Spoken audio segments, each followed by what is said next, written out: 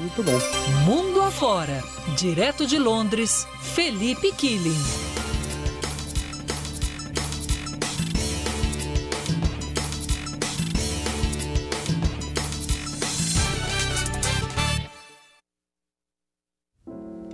Quiet nights of quiet stars, quiet chords from my guitar. Dona Sueli tem um voo para Londres, partindo de Nuuk. Cancele minha participação na Band News FM. A escala em Reykjavik. Nessa escala não vai ser possível fazer minha entrada. Felipe Killing sempre homenageia. Vai ainda nas homenagens a Maneco, né? A Manuel Carlos. Manuel Carlos. Nosso repórter, Helena. No aeroporto da Dinamarca não tem um restaurante de ostras. Que absurdo. Nosso Gente, Heleno. hoje não tem a participação do Killing, porque ele tá saindo da Groenlândia, tá seguindo para Londres. É um voo muito longo, porque ele foi justamente participar dessa cobertura, né? Falando aí da ameaça, dos Estados Unidos de anexar o território da Groenlândia. Então a gente vai ter a participação dele amanhã? Acredito que sim, né? Cara, eu adoro o correspondente, que adora falar, o correspondente adora se vender como alguém que tem uma vida simples, nada glamourosa. Então o cara vai fazer uma entrada, ele tá embaixo de um toldo porque tá chovendo. Olha, ainda falam que a vida do correspondente é glamourosa. É sim, glamourosa!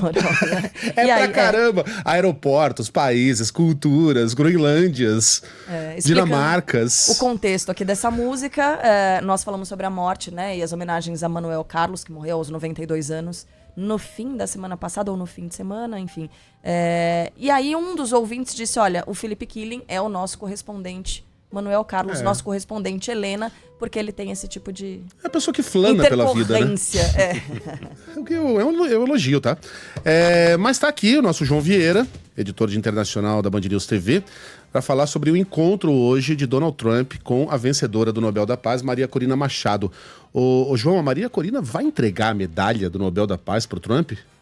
Bom dia, gente. Bom dia. Não sabemos, viu? Ela prometeu entregar o Prêmio Nobel da Paz, não identificou exatamente o que faria, né? Se só falaria, Donald Trump, o prêmio é seu. Mas, João, ou se realmente daria algo físico para ele, como você bem disse, a medalha é uma das coisas que é entregue, né? Se o Messi pegar uma das bolas de ouro que ele ganhou e entregar para mim, eu viro o melhor jogador de 2019? Certamente não. Que adianta, cara? Mas vamos lá, né? Donald Trump. Exato. Donald Trump disse que seria uma grande honra, né, receber das mãos de Corina Machado esta honraria, esta premiação, né, podemos chamar assim. A Maria Corina Machado não voltou a falar sobre o assunto depois daquelas entrevistas da semana passada, mas aparentemente a promessa está de pé. Vamos observar hoje à tarde, na Casa Branca.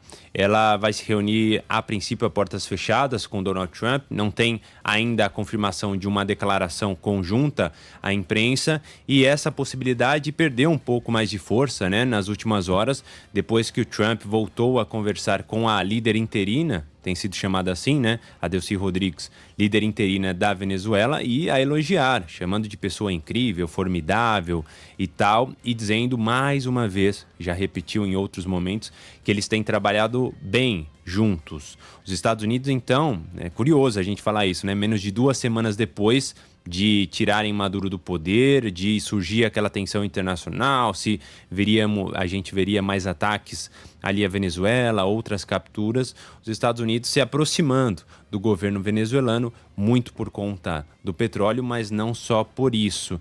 No entanto, as conversas são centradas nessa que é a principal riqueza venezuelana. A Maria Corina Machado, para quem não se lembra, além de vencedora do Nobel da Paz, é a principal opositora do regime Nicolás Maduro, que continua no poder. Saiu Maduro, mas o regime, todos os aliados do Maduro, lá estão.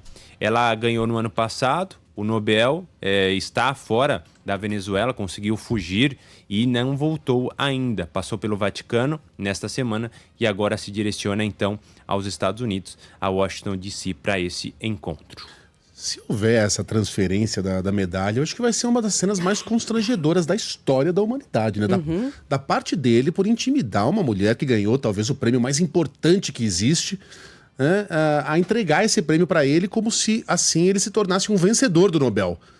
Dela pela sabugice, né? E dela pela sabugice absurda de topar um negócio desses. Pra quê? Pra quê? Pra ganhar uns pontinhos na carreira, pra ter maior chance de ser presidente? Ok, é bacana ser presidente de um país, mas vale a pena entregar publicamente a sua dignidade? por um salto na carreira, cara, passar por uma humilhação pública dessas, mas também não vamos comentar sobre o que não aconteceu ainda, né? É porque as duas partes já falaram que topam, né? Exato. Ele topa receber e ela topa entregar. E ela foi a que deu a partida no assunto, né? Eu entregaria para Donald Trump, seria uma honra. E ele, entre aspas, apenas respondeu dizendo que adoraria também receber, né? Então, vamos ver. Aparentemente a promessa está de pé. Ela vai ser cobrada certamente por isso, se conversar com a imprensa. Não sabemos se vai Ela não acontecer. tem a mínima noção de elegância, né?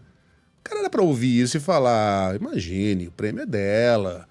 Vou buscar esse prêmio em outras ocasiões, tem muitas guerras a terminar. Mas o cara vai falar, pois não, se ela quiser entregar, eu topo. Ô João, e que temos do Irã? Olha, hoje um dia de preocupação sobre o espaço aéreo do Irã, né, Megali? Porque foi fechado nas últimas horas de quarta-feira o espaço aéreo, sobretudo para voos internacionais. Então se pensou, se o Irã está fazendo isso, deve ter coisa por trás. Os Estados Unidos devem estar ali já prontos para atacar, avisaram o Irã, ou o Irã teve alguma informação prévia, enfim, não aconteceu nenhum ataque, tá? E o espaço aéreo voltou a ser aberto horas depois. No entanto, ainda com menos voos do que aparentemente é tradicional ali. Claro que muitas companhias pensam agora duas vezes, né? Olha, se o Irã fechou o espaço aéreo, sem dar detalhes, é verdade. Mas se fechou o espaço aéreo, deve ter alguma coisa realmente por aí. Então as companhias aéreas podem ali tomar decisões diferentes em relação a esse assunto, né? Uma decisão mais prática de pelo menos nesta semana, evitar voos ali, cancelar e tal. E mesmo que não passe, não pouse no Irã, não decole de lá, que não passe, né? Por lá também, porque pode ser uma rota para algum outro país do Oriente Médio. Mesmo assim, é importante a gente notar o seguinte, na noite de ontem, né, o Donald Trump voltou a falar sobre o Irã, mas sobre outro ponto de vista, né, dizendo que parece, segundo ele, que as execuções que estavam previstas, uma delas, aliás, estava prevista, de um jovem de 26 anos, não iria mais acontecer, nem outras que o governo promete que faria se as pessoas fossem consideradas responsáveis por atos de terrorismo lá dentro do Irã.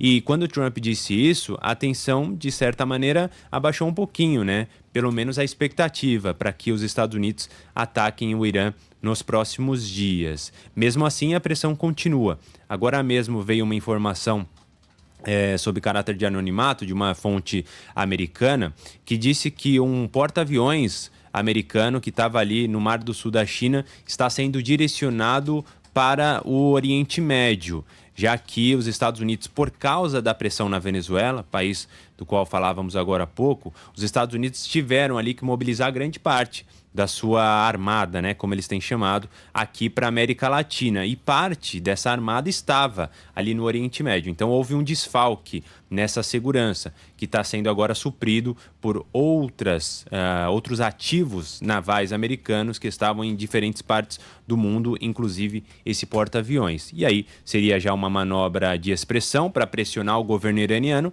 mas possivelmente também para fazer o preparativo final para um ataque dos Estados Unidos. Não estou falando que vai acontecer, mas ainda existe essa possibilidade.